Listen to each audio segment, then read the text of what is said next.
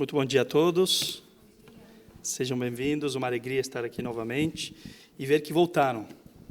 No geral, as pessoas têm medo de psiquiatra, né? Eu digo que eles entram de costas no consultório que é para sair mais rápido, né? Por quê? Porque tem inúmeros preconceitos, né? Existem inúmeros tabus também em tudo aquilo que envolve o adoecimento mental. Então, as pessoas temem o psiquiatra e, quando você toca nesse tema, é como se fosse praticamente uma sentença de morte.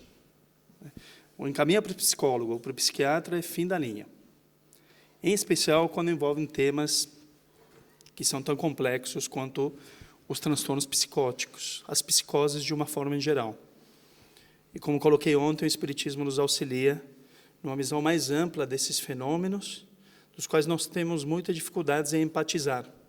Porque se fala de quadros alucinatórios, de delírios, de tudo aquilo que, por vezes, nós também, igualmente, não presenciamos, assim como aquele que relata esse tipo de ideia.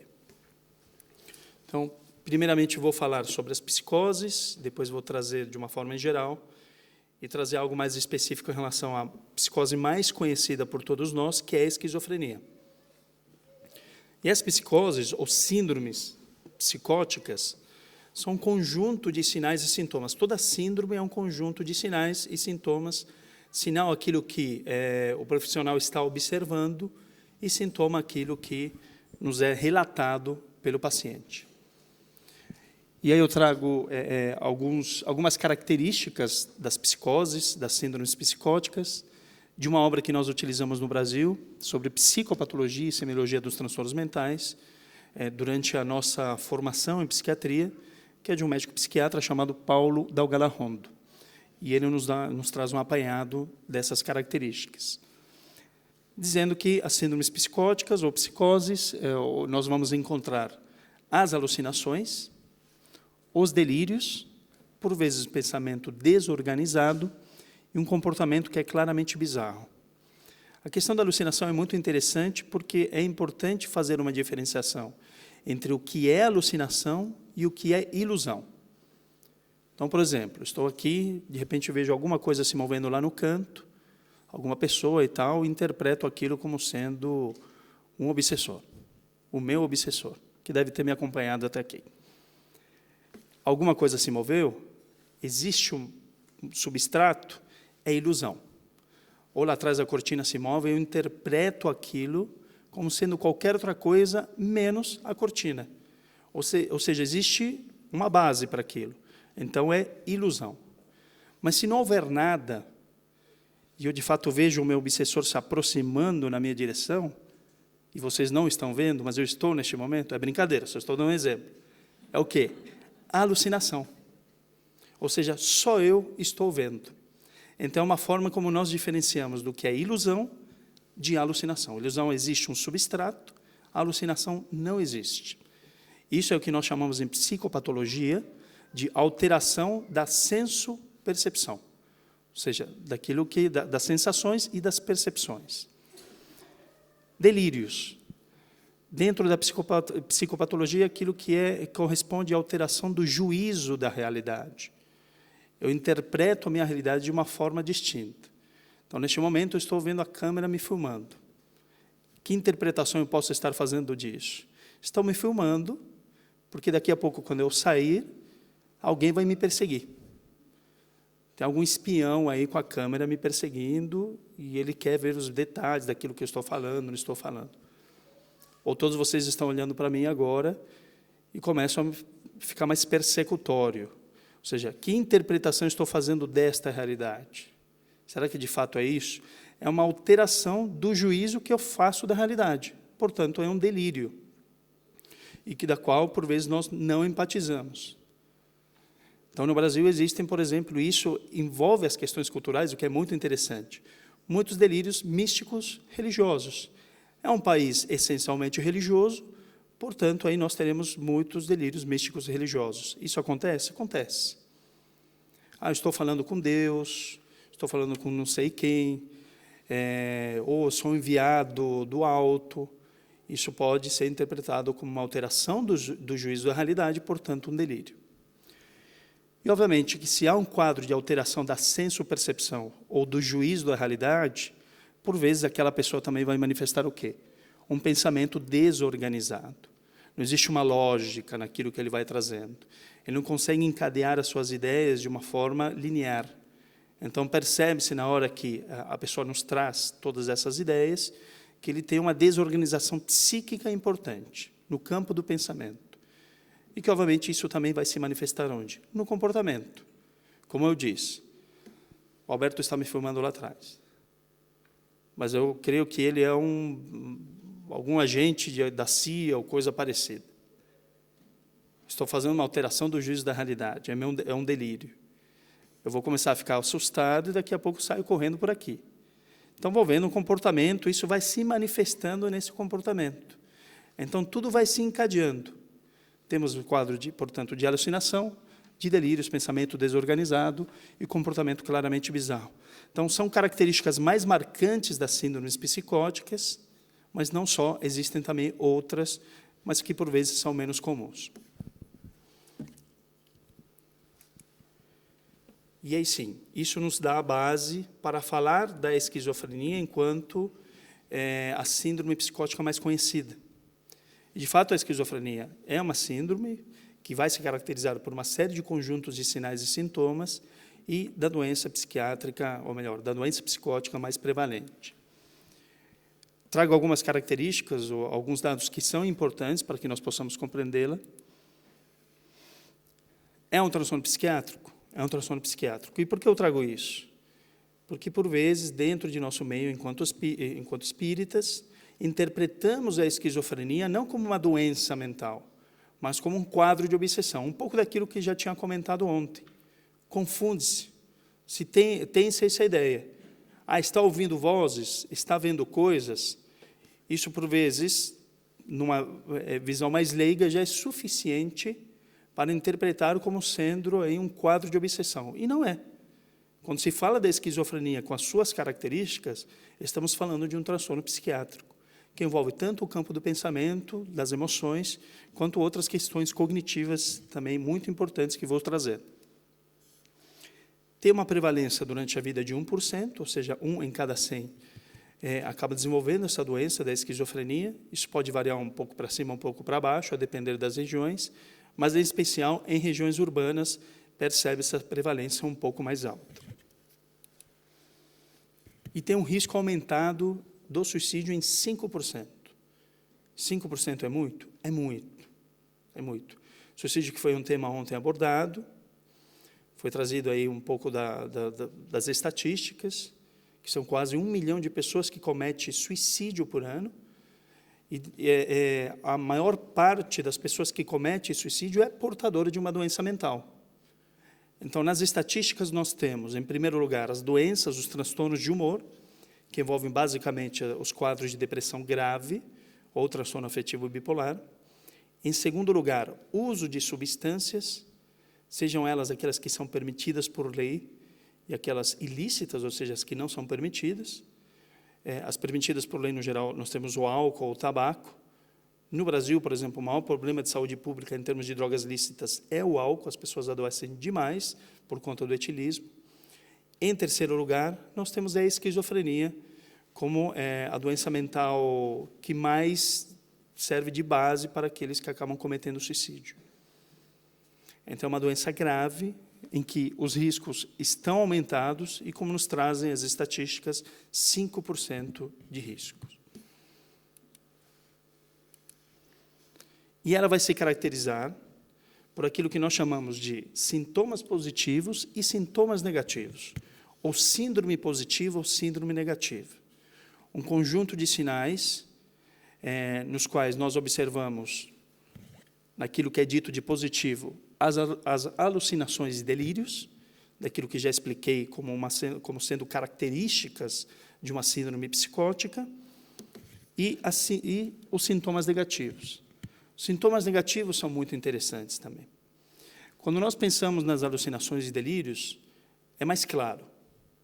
Mesmo quem não é da área, observa, até por aquilo que a pessoa pode estar relatando, de que ela está escutando alguma coisa, ou está vendo alguma coisa, seja como uma alucinação visual ou auditiva, ou ela está tendo uma alteração do juízo da realidade, fazendo interpretações equivocadas daquele momento que ela está vivenciando. Então, isso é mais claro. Isso caracteriza melhor uma síndrome psicótica. Mas dentro de uma doença grave como a esquizofrenia, que é uma doença crônica, e que, no geral, aparece no final da adolescência e no início da vida adulta, os sintomas negativos, ou síndrome negativa, ela é pouco perceptível ao leigo. Ela é pouco perceptível, em especial, se a doença aparece nos primeiros momentos. No geral, os sintomas negativos vão aparecendo ao longo do tempo, depois de vários anos de adoecimento pela esquizofrenia, e que vão se caracterizar por apatia, por redução do interesse nas atividades diárias, por pobreza de discurso e isolamento social. Se nós olharmos o que está escrito lá de sintomas negativos, por vezes nós interpretamos isso com o quê? Com depressão. Mas é depressão? Não, não é. Embora esses sintomas todos podem estar, sim, presentes no quadro depressivo. Os sintomas negativos, eles são característicos de marcantes alterações cognitivas que vão ocorrendo ao longo do tempo e que, por vezes, o paciente acaba apresentando todos esses sintomas que, no olhar um pouco mais superficial, podem ser interpretados aí como um quadro de depressão. A esquizofrenia, ela se caracteriza por ser uma doença do neurodesenvolvimento e neurodegenerativa. Então, mesmo que, no geral, o surto, o primeiro surto, possa ocorrer no final da adolescência, no início da vida adulta, as bases neurológicas desse adoecimento se iniciam onde? Na infância, como todo e qualquer transtorno mental. Se inicia na infância. Nas questões que envolvem, como já disse, o neurodesenvolvimento. O nosso cérebro, ele alcança a sua maturação completa por volta dos 24 anos de idade. Então, ele está em constante mudança até essa idade, até esse momento dos 24 anos. Então, nas idades iniciais, ocorre aquilo que nós chamamos do quê? De poda neuronal. Poda como se fosse uma árvore mesmo. Aliás, se nós olharmos para o cérebro, com seus dendritos, com seus axônios, que são estruturas do neurônio, parece realmente uma árvore.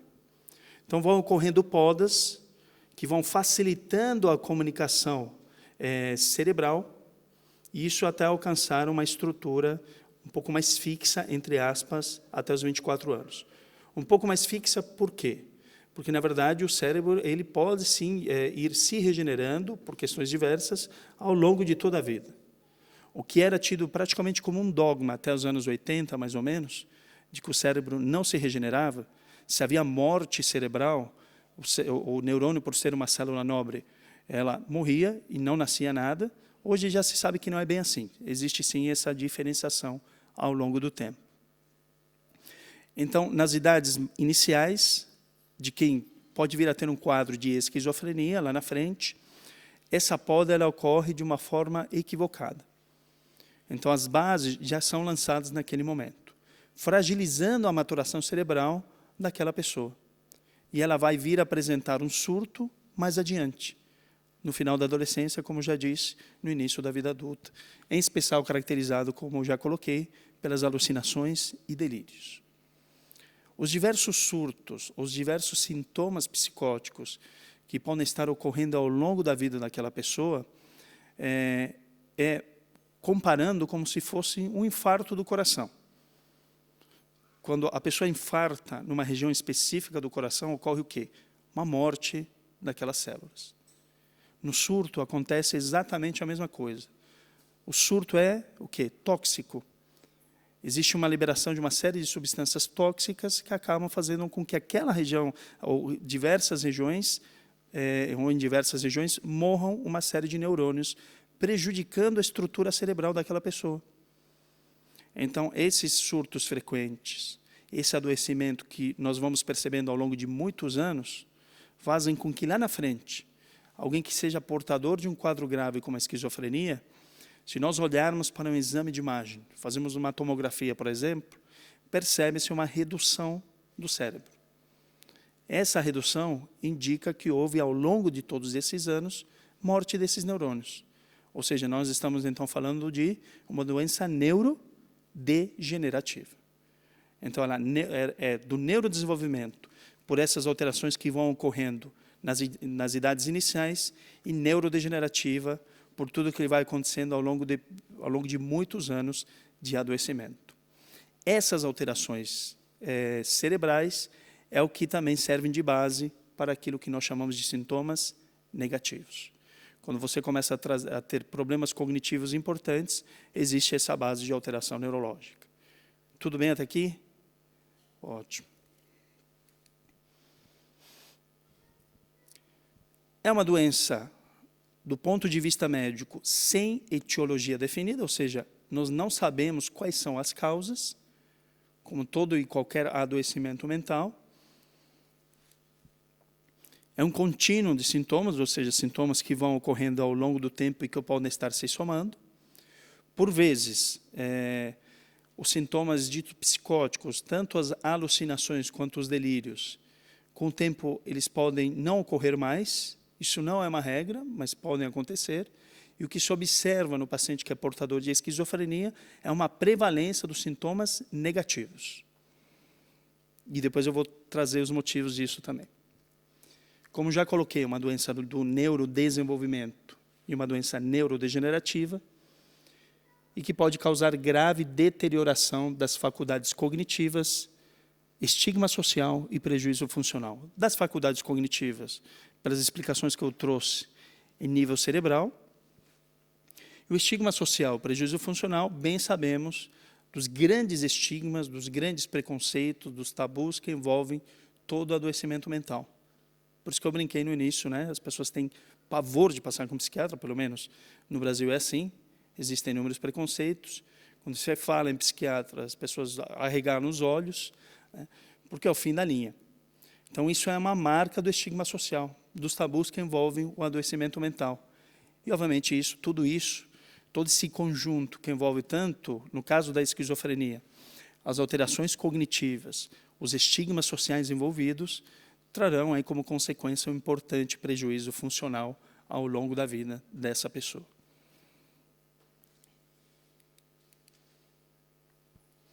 Mas, como já disse, é uma doença sem etiologia definida, ou seja, não se conhecem as causas profundas desse adoecimento, mas o que se sabe é que tanto a esquizofrenia como todo e qualquer adoecimento mental é resultado de uma complexa interação de fatores.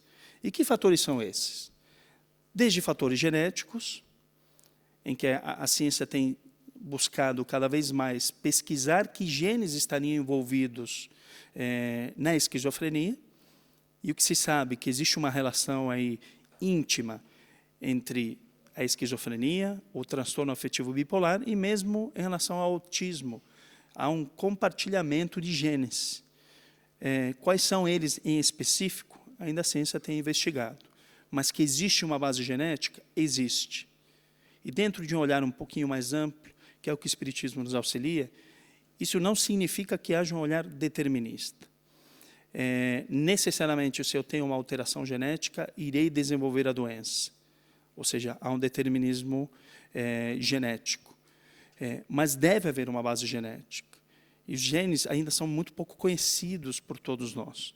Nós tivemos o projeto Genoma, que foi lançado no início dos anos 2000, e que nos trouxe uma série de informações, mas que não desvendou muito mais além daquilo que se imaginava. Aliás, é muito interessante essa história, porque o Dr. Francis Collins, que foi um dos responsáveis pelo projeto Genoma nos Estados Unidos, ele se considerava uma pessoa ateia, dizia que não tinha nenhuma crença religiosa, que não fazia parte do seu cotidiano, do seu dia a dia. E, a partir do projeto Genoma, ele começa a ampliar os seus horizontes em relação à espiritualidade. Por quê? Um dos motivos é que ele percebia que o que nos diferencia de outras espécies animais em termos genéticos é muito pouco. Eu e uma ameba, geneticamente falando, somos quase irmãos. Então ele percebeu, não é possível, deve haver coisas a mais que envolvem aí as questões genéticas. E a partir disso ele escreve um discurso que é proferido naquele momento pelo presidente dos Estados Unidos, que era o Bill Clinton, e ele diz que naquele momento o que se descobria era a linguagem de Deus, a linguagem pela qual Deus escreve, em termos biológicos, aquilo que nós vivemos enquanto espíritos encarnados. Os espíritos encarnados fica pela minha conta, não é, obviamente, o que o Bill Clinton trouxe. Mas a linguagem de Deus serviu de base para uma obra que Francis Collins escreveria posteriormente, um livro muito interessante, em que ele vai trazendo o olhar dele espiritualizado em relação às questões genéticas. Então, obviamente que, possuidores que somos de um corpo físico, há as bases genéticas de tudo e qualquer coisa que vamos desenvolver ou vamos apresentar ao longo de uma vida. Os genes fazem parte disso, mas ainda muito pouco conhecido. Existem outros fatores biológicos envolvidos, fatores esses, como já coloquei, são mais estruturais, envolvendo as questões do neurodesenvolvimento, no caso da esquizofrenia, e da neurodegeneração do cérebro, questões de forma mais grosseira, estrutural, e que também outros aspectos que também percebem-se num quadro de uma doença crônica como a esquizofrenia, além de fatores psicológicos, ou seja, que envolvem a maneira como a pessoa vai se relacionando consigo e com o mundo, fatores que dizem respeito à base, como ela estrutura a sua personalidade, como ela lida com frustrações e com as situações diversas da existência, e, obviamente, outros fatores ambientais que dizem respeito, em especial à dieta, por exemplo, a maneira como nós nos alimentamos, da qual nós fazemos uso, que tipo de hábitos, sejam eles saudáveis ou não, entendendo que, a depender do tipo de alimentação, a depender do tipo de hábito que nós tivermos, seja relacionado ao uso de bebidas alcoólicas, por exemplo, ou não, uso de tabaco, tudo isso impacta nas questões relacionadas à doença mental? Sim, e não é pouco não, é muito. Por exemplo, hoje o que nós sabemos em relação à depressão, que há uma relação íntima também com a falta de vitamina D, faltas de vitaminas do complexo B. Na questão da esquizofrenia, o que tem se estudado para ajudar os pacientes, até de forma mais precoce, quando se observa que aquela pessoa pode vir a desenvolver um quadro mais grave, suplementos com ômega 3 podem auxiliar nesse sentido. Então, nós estamos falando do quê? De questões que envolvem a dieta, fatores ambientais.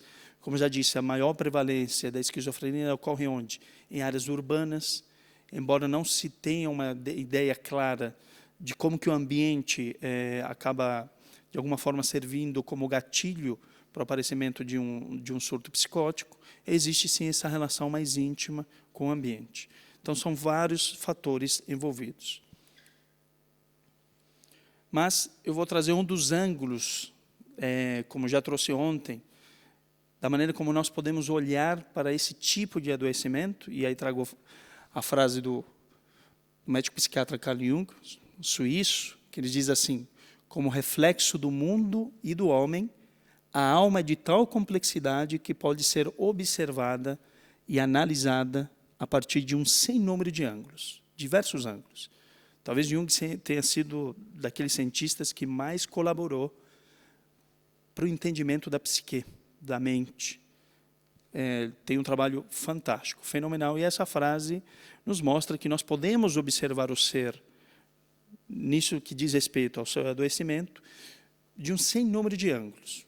O ângulo que eu trago aqui é o ângulo do qual todos nós compartilhamos, é o ângulo do espiritismo, entendendo que aquela pessoa que está em contato consigo mesmo e com o mundo, sofrendo uma série de fatores que envolvem essa complexidade, é o espírito imortal, é o ser, e isso nos traz muitas respostas para entender uma doença como a esquizofrenia de uma forma um pouquinho mais clara.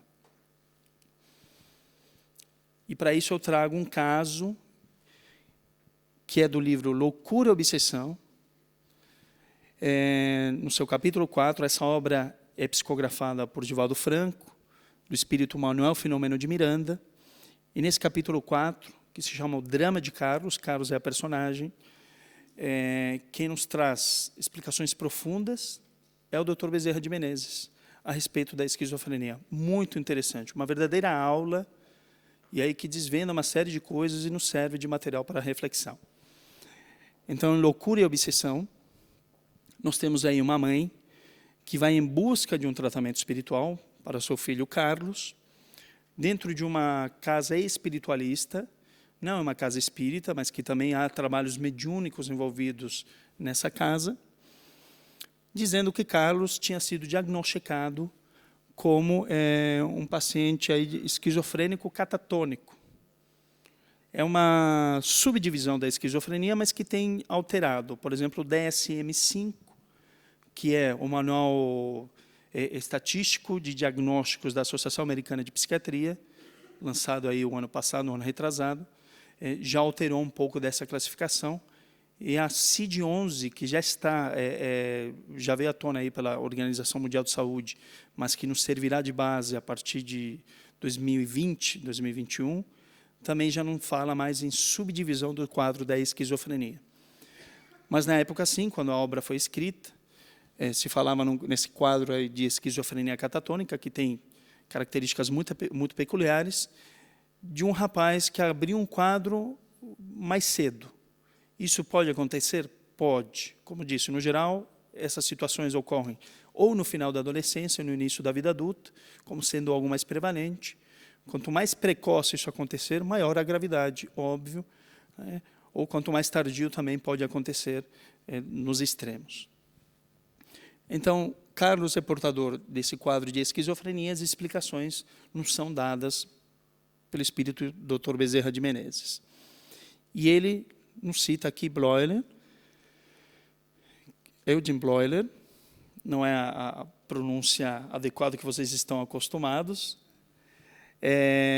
mas o que Dr. Bezerra de Menezes nos fala sobre Bleuler, que foi uma figura importantíssima dentro da psiquiatria, em termos históricos, por tudo aquilo que ele nos traz no entendimento da esquizofrenia. Ele fala que Bleuler foi quem mais penetrou nas causas da esquizofrenia do ponto de vista científico. Veja, nós estamos falando de alguém que do final do século XIX, início do século XX, e até hoje tinha quem mais penetrou nessas causas científicas do entendimento dessa doença tão complexa que é a esquizofrenia. E continua. Quem foi Bleuler? 1911. Ele traz a sua monografia falando sobre a demência precoce ou o grupo das esquizofrenias. Por quê?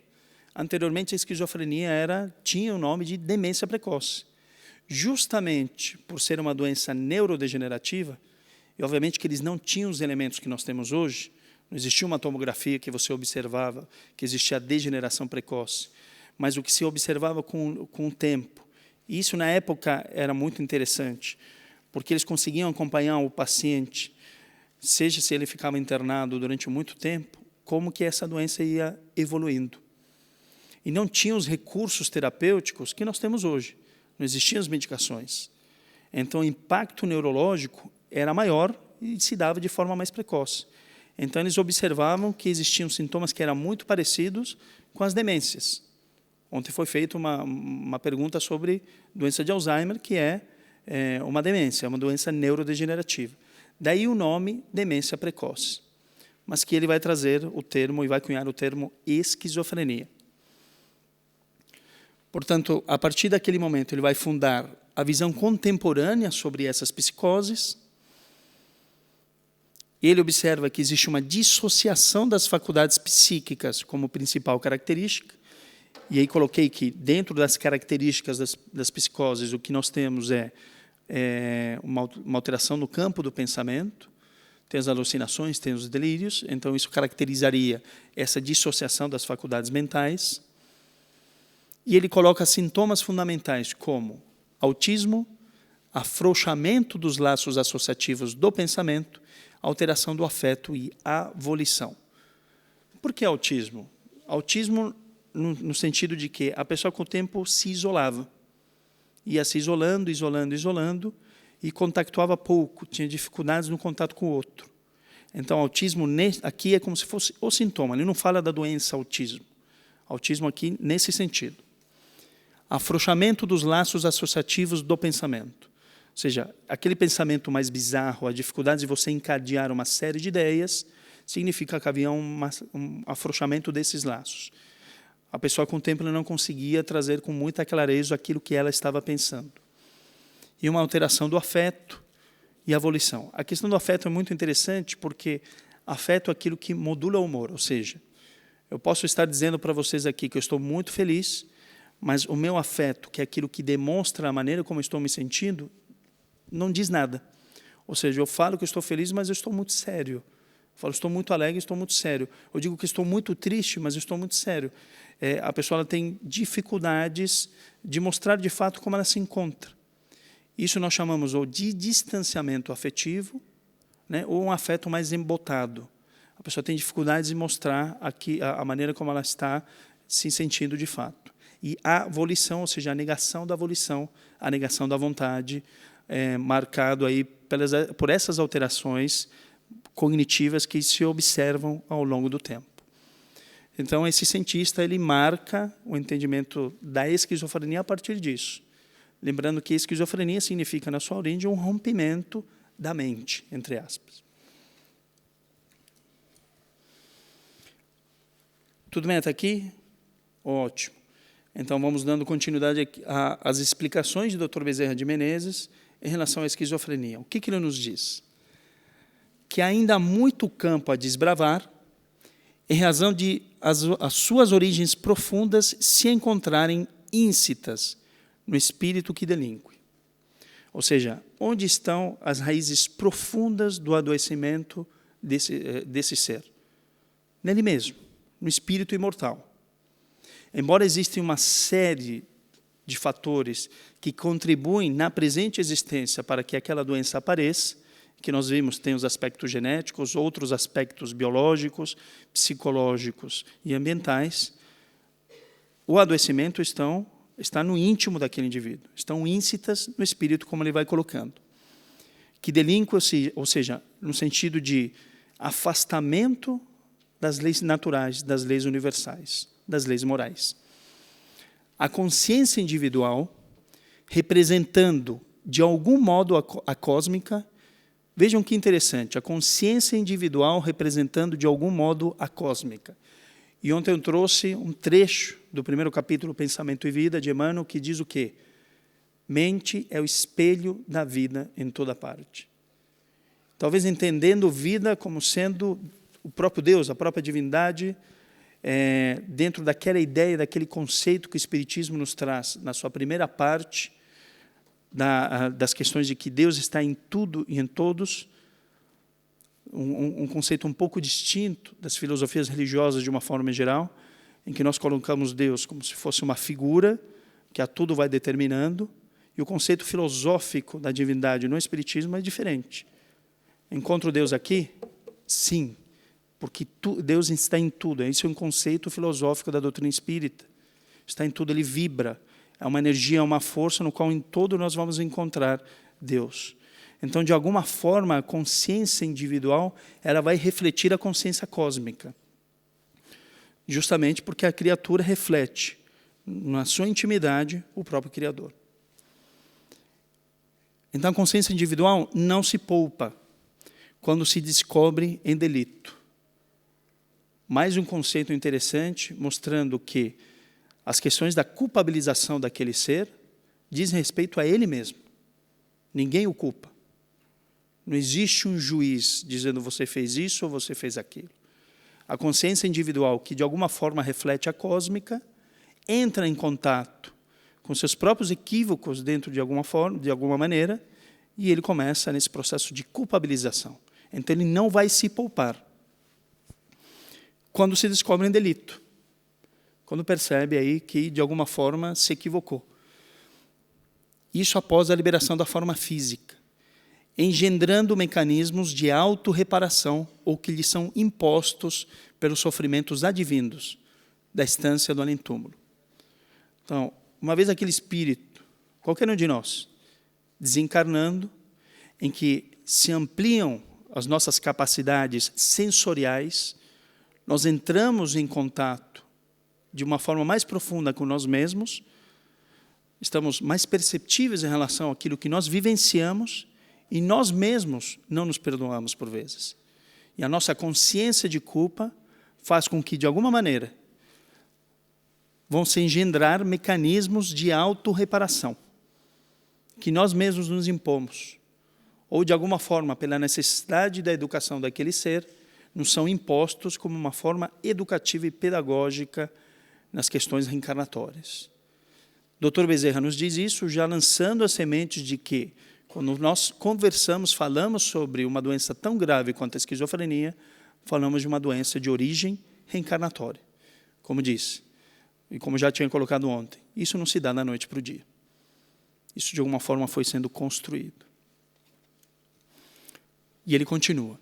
Sejam, portanto, quais forem os fatores que propiciam a instalação da esquizofrenia no homem, o que desejamos é demonstrar que o espírito culpado é responsável pela alienação que padece no corpo. Ou seja, quais forem os fatores que vão propiciar, que de alguma forma são os fatores de risco na instalação dessa doença no homem.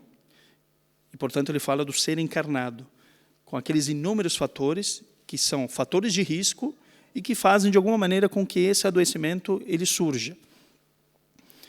O espírito culpado, ou seja, o espírito que vai se culpando, que vai se sentindo responsável pelas questões que ele mesmo provocou, vai padecer esse tipo de alienação, de rompimento um pouco com a realidade, sendo as suas causas atuais consequências diretas ou não do passado. Entendendo que, quando se fala de consequências diretas ou não do passado, aquilo que Emmanuel nos fala do processo de adoecimento, em que toda doença tem os seus ascendentes espirituais, mas nem toda doença tem as suas origens espirituais. O que ele quer dizer com isso? É um pouco daquilo que também coloquei ontem sobre a loucura, entre aspas, do cérebro, como traz a espiritualidade a Kardec, e a loucura em termos de obsessão. Consequência a essas relações que vão se estabelecendo ao longo do tempo. A questão é que se trata de um espírito enfermo, com consequências aí no campo, no corpo físico, lhe trazendo prejuízos marcantes.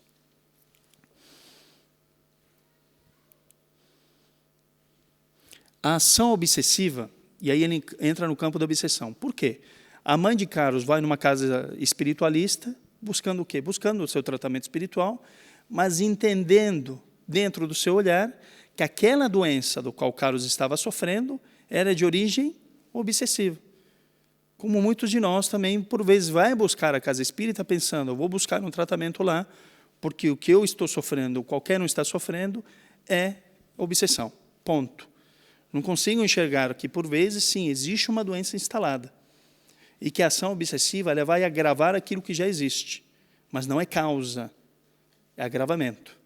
Então, o Dr. Bezerra nos diz, a ação obsessiva, por parte dos cobradores desencarnados, contribui, isso é muito interessante, para o baixo consumo de oxigênio, anemia secundária e outros distúrbios. Ou seja, a ação obsessiva ela vai contribuir para prejuízos físicos, orgânicos importantes daquele espírito encarnado, mas não é causa da esquizofrenia. E aí ele aprofunda um pouquinho mais e nos fala que vai contribuir para o baixo consumo de oxigênio. Onde? No cérebro. Então, a ação fluídica do obsessor ele vai prejudicar com que oxigênio e com que outros nutrientes que deveriam alimentar a célula não cheguem da forma mais adequada, contribuindo para uma anemia secundária. Secundária é o quê? A ação obsessiva. Anemia, ou seja, vai haver aí, ele vai ter prejuízos na hemoglobina, que são substâncias do sangue e tal, e, portanto, ele vai ter comprometimento cerebral importante, entre outros distúrbios. Porque a ingestão dos fluidos perniciosos intoxicam-no, levando os órgãos a funcionamento alterado. Inclusive, a lentidão do fluxo sanguíneo com a ingerência fluídica no sistema enzimático do organismo. As enzimas, que são as proteínas celulares, que ajudam muito no funcionamento da célula, tudo isso será prejudicado pela ação dos fluidos desses cobradores desencarnados. Ou seja, o espírito, nas suas questões mais íntimas, íncitas, como diz o Dr. Bezerra de Menezes, desenvolve a doença, com impacto importante no corpo físico, trazendo todas aquelas alterações que dentro da ciência nós conhecemos, do neurodesenvolvimento e da neurodegeneração, e a ação obsessiva piora aquilo que já está ruim. Então, é um fator a mais dentro daquilo que é apresentado pelo espírito imortal. E trago esse gráfico, entendendo a relação complexa entre espírito e corpo físico, nos quais as matrizes psíquicas temos o corpo mental como envoltório sutil da mente, o perispírito como envoltório sutil do espírito, e o corpo mental que antecede a formação do perispírito, um pouco daquilo que já coloquei ontem. Mas que, havendo a incidência obsessiva de uma mente desencarnada sobre um espírito enfermo, ou seja, o espírito já se encontra adoecido, no caso, pela esquizofrenia, essa mente desencarnada, essa ação obsessiva, no qual uma série de fluidos são emanados por essa mente desencarnada, vão atingir o quê? Vão atingir esse ser na sua estruturação cerebral, trazendo prejuízos daquilo que o Dr. Bezerra vai descrevendo, com que o oxigênio, com que os nutrientes alcancem o cérebro, aí prejudicando aí, de uma forma importante o estado mental, com esse descontrole da aparelhagem psíquica do paciente, no caso do Carlos aqui, na obra de Manuel Filomeno de Miranda.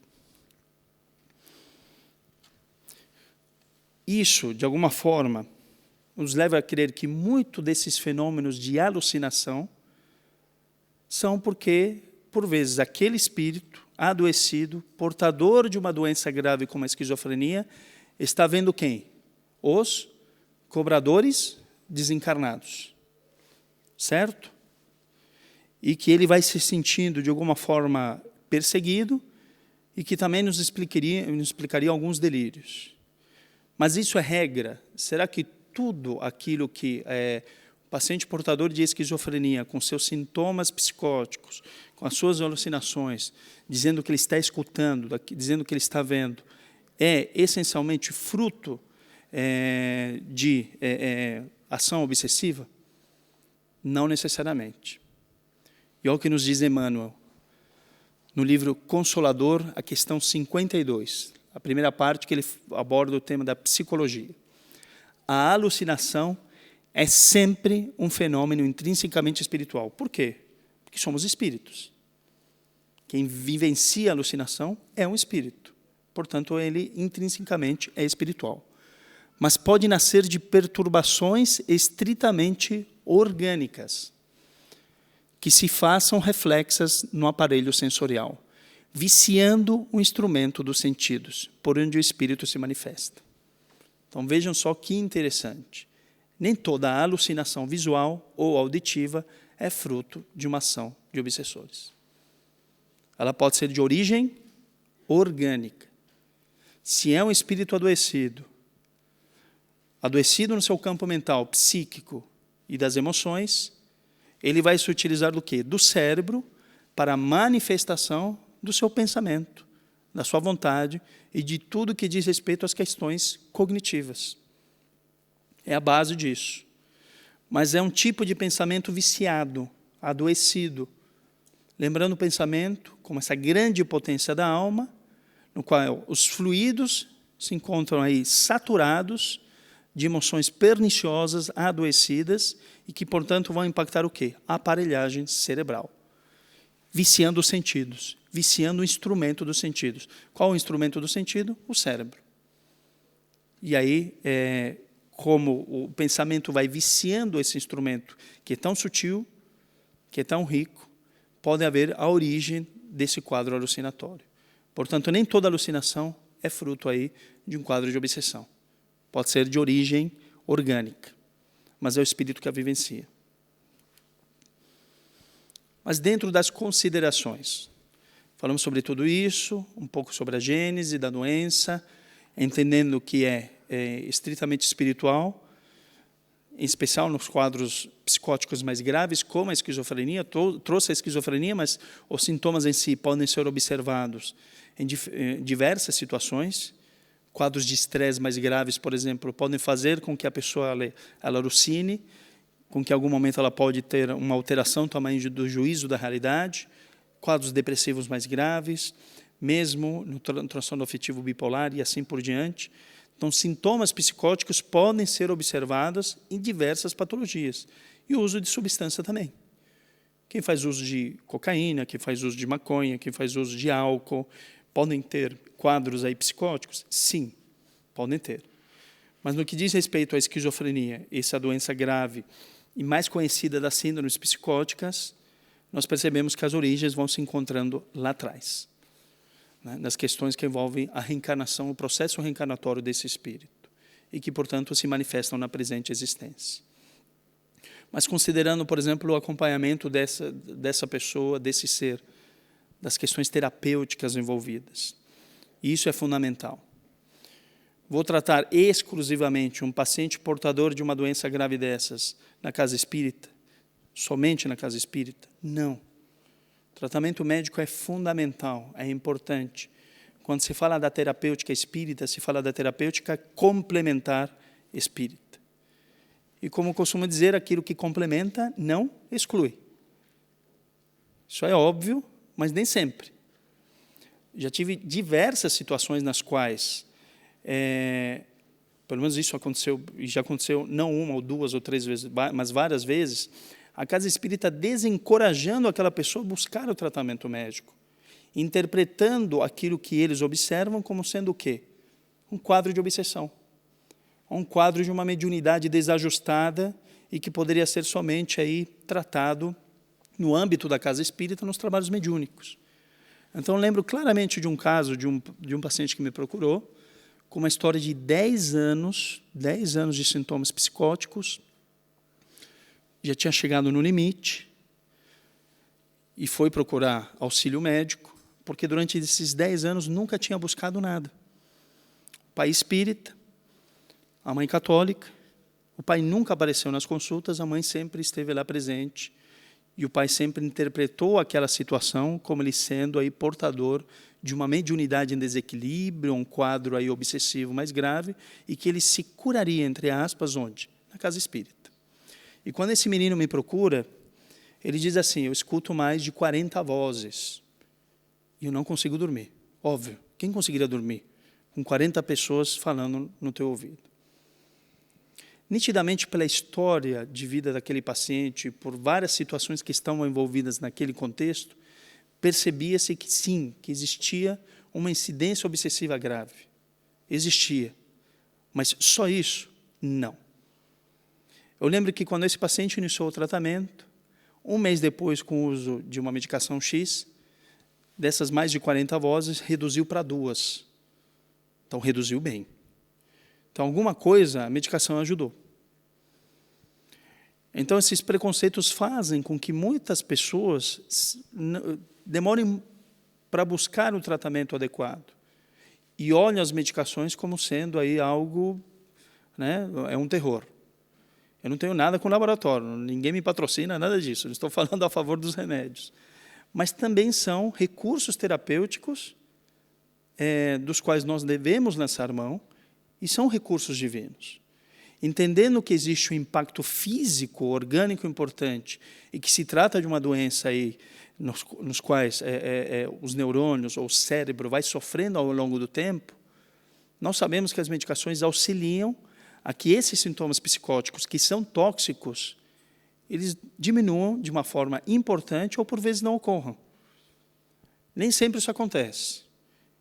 Os pacientes, eles mesmo tomando medicações, continuam tendo as suas alucinações, os seus surtos, os seus sofrimentos. Existem situações extremamente difíceis, nos quais nós chamamos de esquizofrenia refratária, porque ele não responde a nenhuma medicação.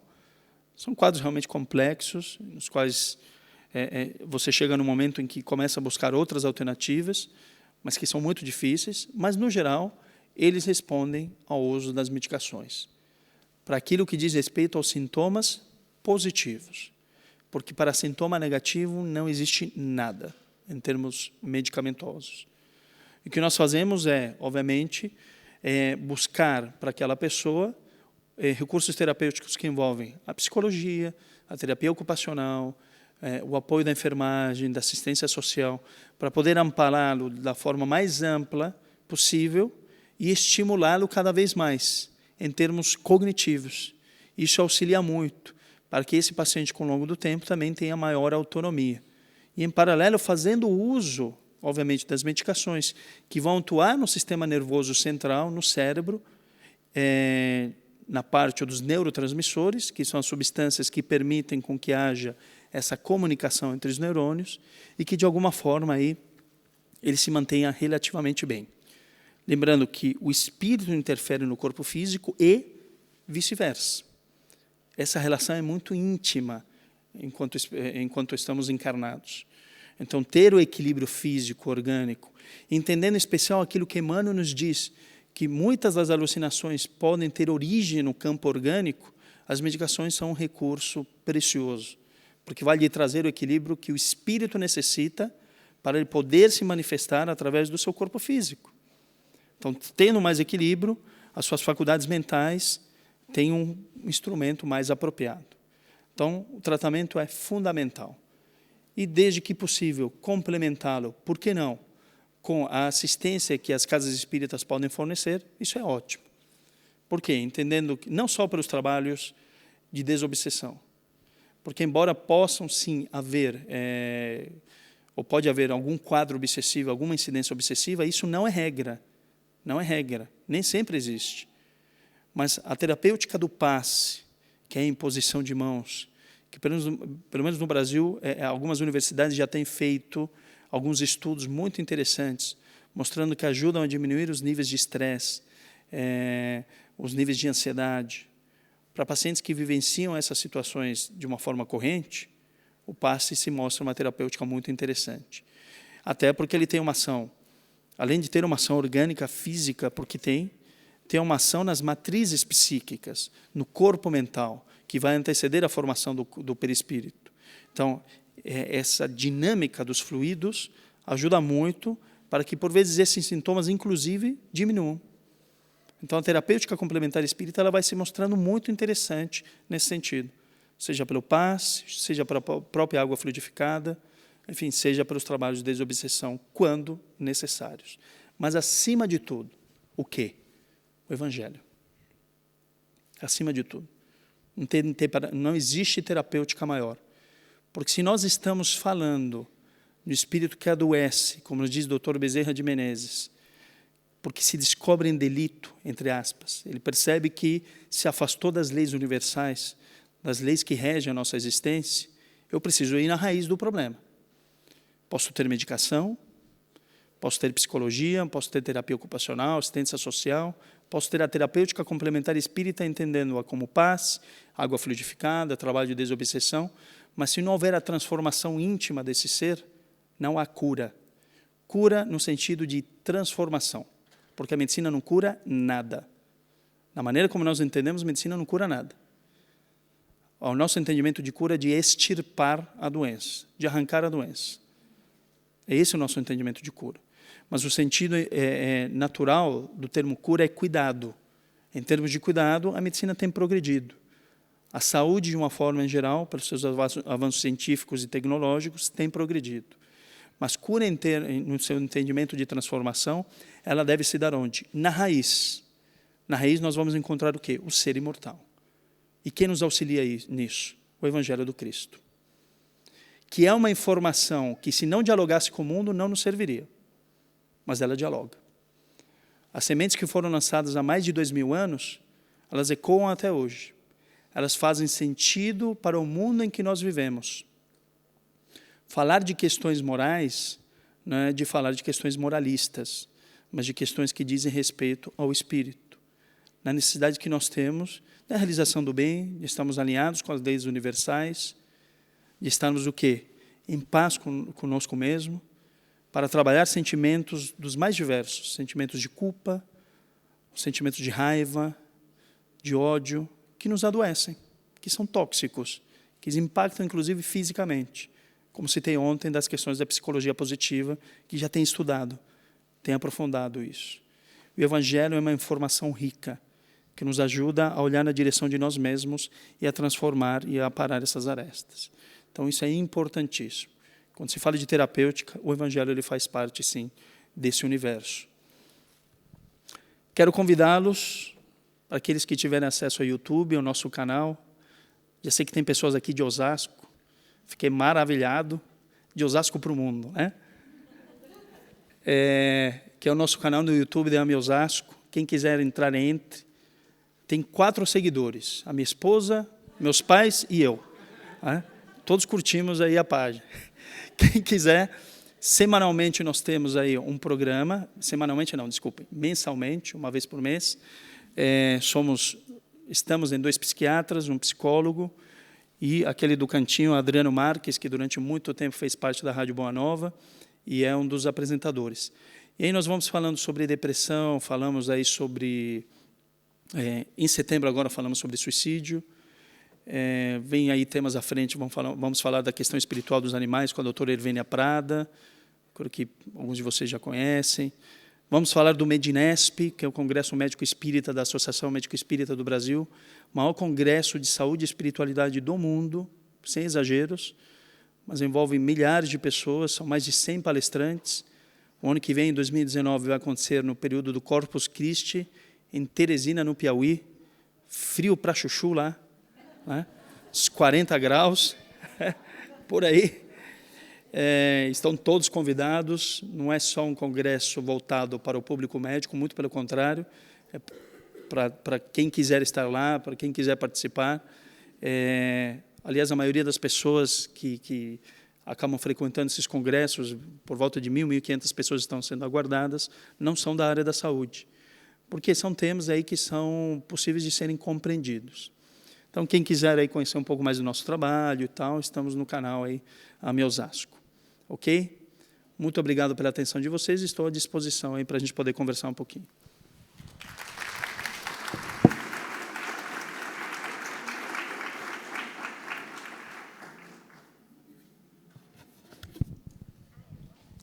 Isso, se alguém tiver alguma pergunta, fique à vontade. Como você chega ao diagnóstico preciso? Tá. Ela perguntou como se chega ao diagnóstico preciso da esquizofrenia. Toda avaliação na psiquiatria é uma avaliação clínica. Nós não temos outros recursos, eu creio que até citei isso ontem, de exames de sangue, exames de imagem. Quando eu citei os exames de imagem, eles são mais experimentais, são mais para base de pesquisa científica do que, de fato, você observar alguma alteração e afirmar, é um quadro de esquizofrenia. São importantes de serem feitos, porque, por vezes, por exemplo, um jovem sem histórico de qualquer quadro psiquiátrico, vinha muito bem, não tinha nenhuma alteração de comportamento, teoricamente, assim, da noite para o dia, ele tem um surto. Fala de alucinações, de delírios. É muito importante fazer um exame de imagem, por quê? Porque ele pode ter um tumor cerebral, por exemplo. Então, está crescendo alguma coisa lá dentro, está comprimindo algumas áreas e fazem com que ele esteja alucinando. Então, você descarta o quê? Uma causa orgânica. E aí, qual a terapêutica? Cirurgia. E já vi casos assim. Lembro de uma moça nova, isso eu estava na residência, a menina surtou. Foram fazer uma ressonância e tinha um tumor. Ela operou, melhorou. Mesmo assim, foi entrado com medicação para dar um suporte a mais. Medicação neuroléptica, que a gente chama, os psicotrópicos, antipsicóticos, para poder dar uma ajuda. Mas o quadro era por conta aí de um tumor cerebral. Então, você vai acompanhando pela história clínica. Quando se tem um primeiro surto, você não pode fechar um diagnóstico de esquizofrenia. Você precisa acompanhar esse paciente por um bom tempo ainda. Por quê? Porque antes se fechava. Primeiro surto, é esquizofrênico. Mas nos primeiros surtos, o que tem se observado, isso é algo mais novo, e tem alguns centros de pesquisa no mundo, vão indicando, é um primeiro episódio psicótico, preciso, obviamente, introduzir a medicação e observar no mínimo 5 anos. Entender o que vai acontecer com medicação. Se você percebe que mesmo no uso da medicação, essa pessoa começa a ter algumas alterações mais marcantes, que eu citei aqui, e mesmo na vigência do uso do remédio, alguns surtos, você já começa a suspeitar que, de fato, esse paciente pode estar abrindo um quadro de esquizofrenia. Passou 5 anos, entrou com a medicação, essa pessoa não teve nada, você está autorizado a reduzir a medicação e suspendê-la, e entender se ele vai ficar bem. Então, é possível? É possível. Por isso que não pode se fechar o diagnóstico, por vezes, num primeiro momento. É claro que existem situações em que você observa, e assim, você só não fecha o diagnóstico por uma questão de tempo, porque elas são tão marcantes, a história de vida dessa pessoa ela é tão marcante, que ela já meio que te direciona para entender. É um quadro de esquizofrenia, mas é a história clínica, é a anamnese, contato com o paciente, com a família. Ok? Chegou uma escrita aqui já. Quais as principais nuances que caracterizam um transtorno obsessivo compulsivo? E como diferenciar de uma esquizofrenia? Há alguma sintomatologia em comum entre ambos? O transtorno obsessivo compulsivo, como sendo mais dos sintomas de humor, em que a característica principal é a ansiedade. Pacientes portadores de TOC, né, do obsessivo compulsivo, qual que é a raiz? É a ansiedade. Uma ansiedade muito importante. E quando se fala de pensamentos obsessivos, são dessas ideias obsessivas, obviamente é diferente da obsessão que nós compreendemos aqui enquanto espíritas, mas ideias que vão se repetindo no campo mental dessa pessoa, no ciclo vicioso do pensamento. Então, eu vou dar um exemplo. Eu preciso ficar mexendo nessa madeira. Por quê? Porque se eu não mexer, alguma coisa grave vai acontecer com minha família lá no Brasil. Essa é uma ideia obsessiva. Mas o ato é uma compulsão. Então, é um transtorno obsessivo compulsivo. Eu bato na madeira, compulsão. Por qual motivo? Por essa ideia de que algo grave pode acontecer. Mas eu posso só bater na madeira. Mas por que você bate? Eu não sei, mas eu sinto a necessidade de bater. Eu fico muito ansioso, se eu não bater, a minha ansiedade piora. Então, estou falando de um toque, mas com características predominantemente compulsivas. Ou eu não bato nada, mas eu estou aqui extremamente ansioso, pensando, algo grave vai acontecer. Algo grave vai acontecer. São ideias o quê? Obsessivas. Então, é um toque com ideias predominantemente obsessivas. Então, nem todo toque tem ideias obsessivas e compulsões. Pode ter uma coisa ou outra, ou as duas. E a base é a ansiedade. Também um diagnóstico clínico. E como diferenciar de uma esquizofrenia? Aí você começa a diferenciar por tudo aquilo que eu trouxe aqui, de sintomas psicóticos importantes e tal. Mas podem haver sintomas obsessivos compulsivos em pacientes portadores de esquizofrenia? Sim, podem sim. Existem, e aí a psiquiatria é engraçada, né? Porque quando você não consegue fechar muita coisa, você fala que é uma coisa ou outra, e você junta os dois e é isso. Então, por exemplo, é transtorno afetivo bipolar? Não parece. É esquizofrenia? Então não parece também, mas tem um pouco dos dois? Tem. Então, é esquizoafetivo, né? E aí vai pelo meio. Tem muita ideia obsessiva compulsiva. Aí você não consegue identificar se essas ideias obsessivas, de fato, são ideias obsessivas ou são alucinações auditivas. Por que alucinação auditiva? Porque a pessoa pode escutar do jeito que vocês estão me ouvindo ou como se fossem pensamentos. E a pessoa tem dificuldades, às vezes, de dizer se é uma coisa ou outra. E, obviamente, isso dificulta também a tua avaliação. Aí você não sabe se é um toque, se é esquizofrenia, aí você chama do quê? De esquizotoque, ou de toque esquizo. Às vezes tinha essas nomenclaturas, né? Aí você fica meio que... Mas pode haver? Pode. A esquizofrenia é uma doença tão complexa que você pode observar muitas coisas. Desde sintomas obsessivos compulsivos importantes, síndrome de pânico, depressão. Então, assim, diagnósticos sempre difíceis de serem feitos, mas que sempre estão baseados na história clínica da pessoa. Okay? A senhora tinha levantado a mão, né?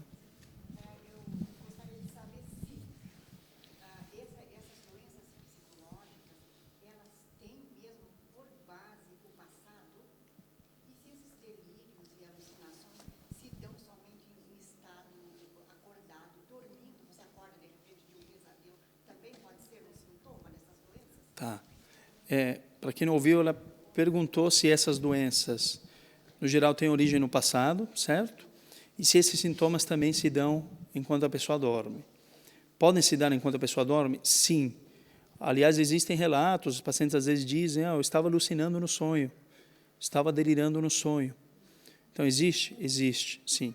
Além deles se darem acordados em vigília, também acontece enquanto a pessoa dorme. Também podem acontecer, não é uma regra. Toda doença psiquiátrica tem origem no passado? Não. Mas uma doença grave, mais crônica, como a esquizofrenia, dentro da sua complexidade, tem origem no passado? Sim.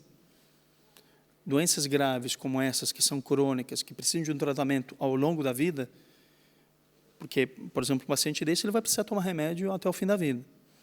Tem origem no passado? Sim.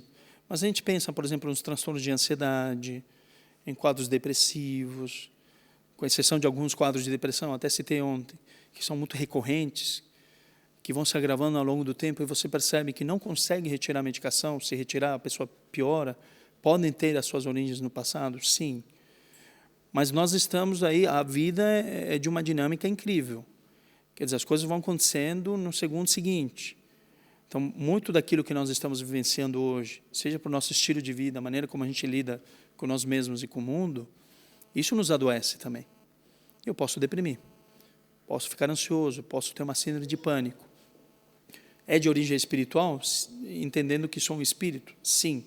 Mas tem origem no meu passado reencarnatório? Não necessariamente. O que tem origem no meu passado reencarnatório são os meus aspectos de personalidade, o meu jeito de ser. Isso nós não eliminamos. Então, isso vai me trazer o quê? Vai colaborar para que eu seja mais ou menos resiliente, que eu tenha a capacidade de lidar com as dificuldades do dia a dia com maior ou menor propriedade. Isso, sim, são marcas de um espírito que vai caminhando ao longo de muito tempo. São hábitos, por vezes, seculares. E o hábito em si só é um hábito, pode ser um hábito doentio, né? No campo do pensamento, da emoção. Então, são marcas que, se não forem trabalhadas, podem ser fatores de risco para o desenvolvimento de uma doença na presente existência, sem necessariamente essa doença ter na sua origem num passado reencarnatório. Ok?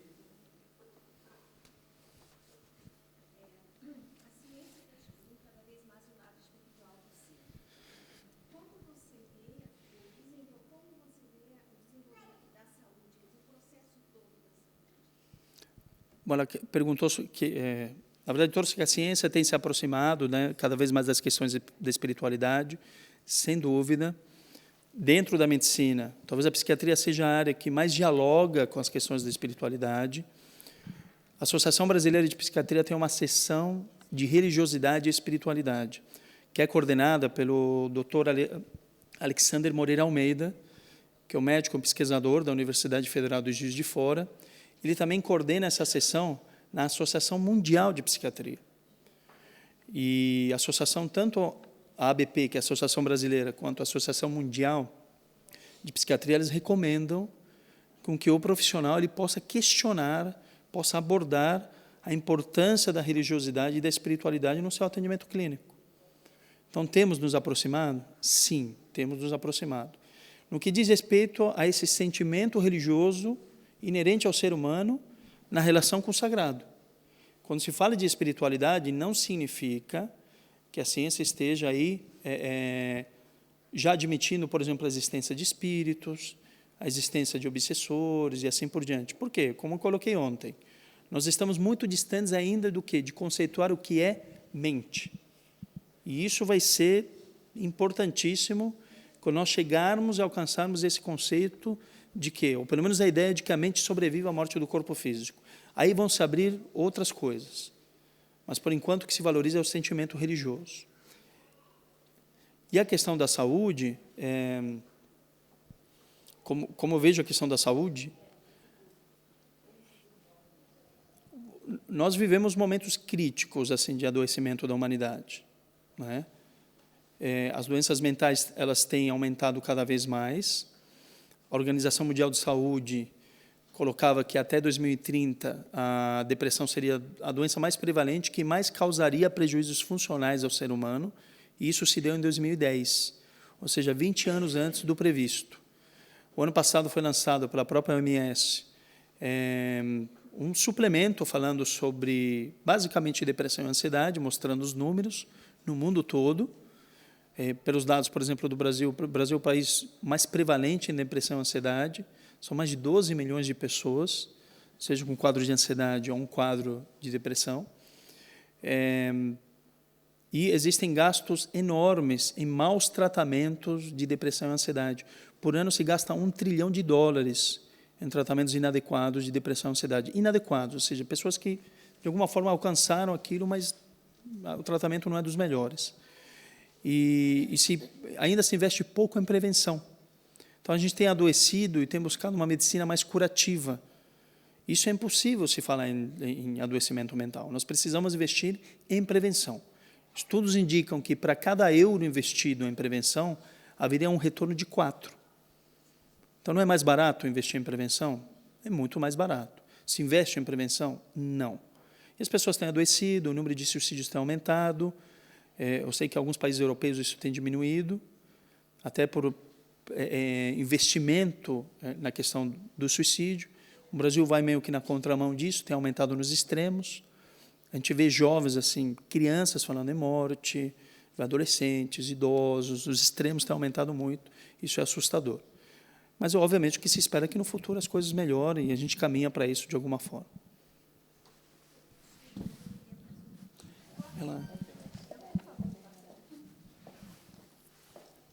Eu posso?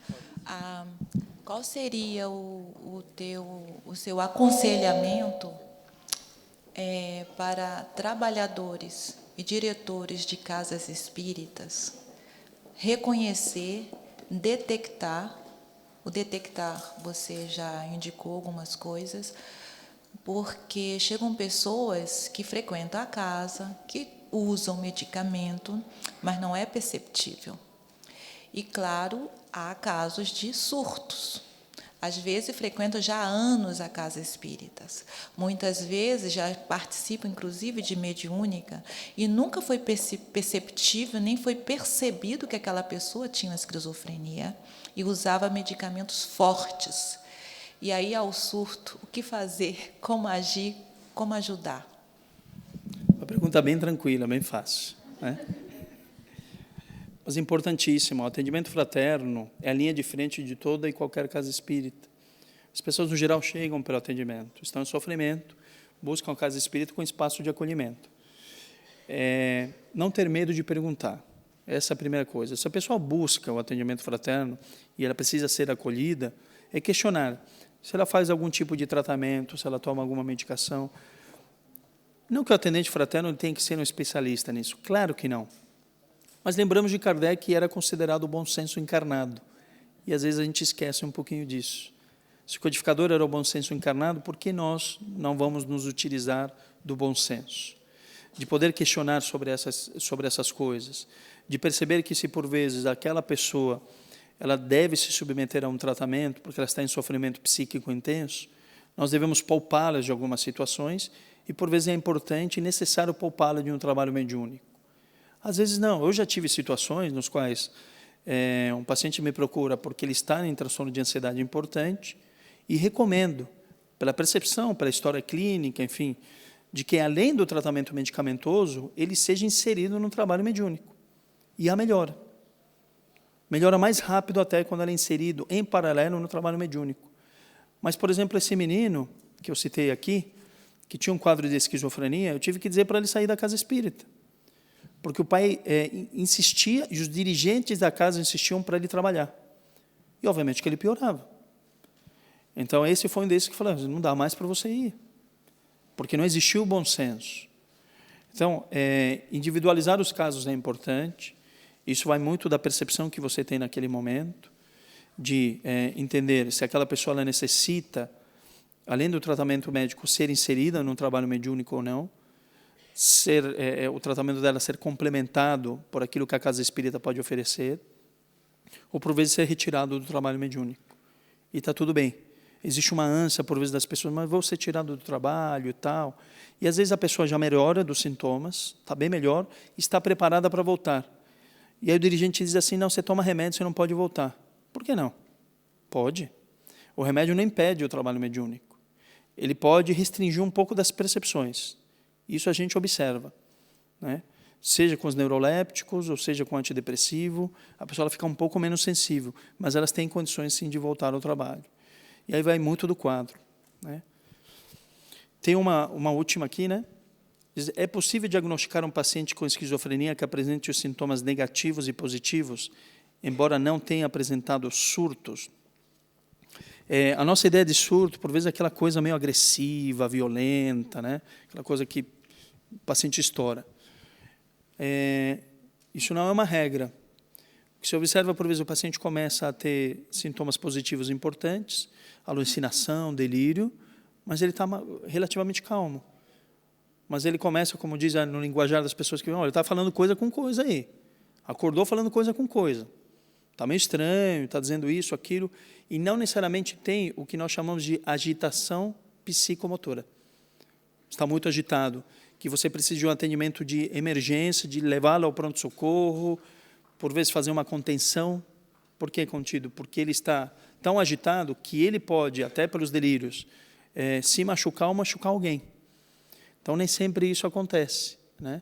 Ele pode estar em surto, porque existe uma quebra, um rompimento, naquele momento ele está alucinando, está tendo delírios, e a partir disso se faz necessário iniciar o tratamento. Os sintomas negativos, por vezes, vão ser observados mais à frente, depois de um certo tempo de doença. Então, é possível, sem aquele surto que nós... Na verdade, o surto sempre vai existir, mas nem sempre a agitação psicomotora existe. Ok? É isso? Tá ótimo. Obrigado. Bom intervalo.